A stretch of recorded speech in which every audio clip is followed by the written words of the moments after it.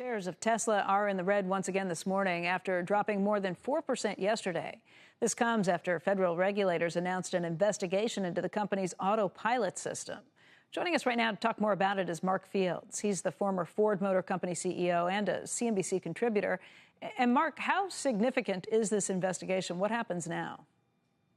Well, this is a significant investigation. First off, it establishes and organizes and almost formalizes a number of the issues that folks have had with some of the Tesla full service or full self-driving systems. And I think this is significant because if you look at the model years, this is a very large time period that they're investigating from 2014 to 2021.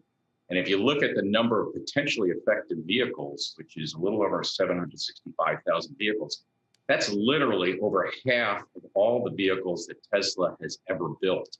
So the process it's a couple of stage process. This first step is what they call a preliminary evaluation, where NHTSA looks at the data.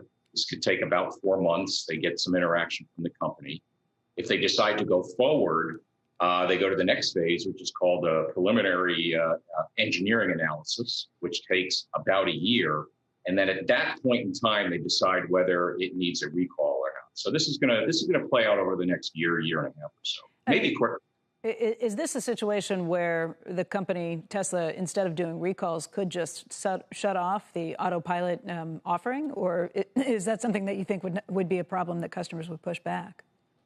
Well, Tesla has led the industry in what they call over-the-air updates, where they can update the vehicle without having to bring it into the dealership or their service center. There could be two fixes here. There could be either an over-the-air software change, where, as you said, they could either shut it off or change the features in the FSD, or if they find issues in the chip and they have to update the semiconductor chip that changes kind of the basics of the vehicle functionality, that's more serious. That's where the customer would actually have to bring the vehicle in and have it physically worked on, which would be a much more expensive recall if that unfolds in that scenario.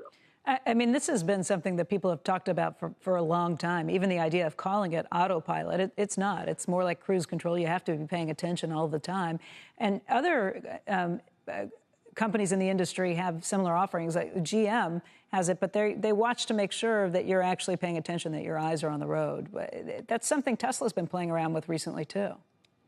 Yeah, it's important. There are some distinct differences. The GM system actually has a camera that looks at the driver's eyes to see if their eyes are on the road.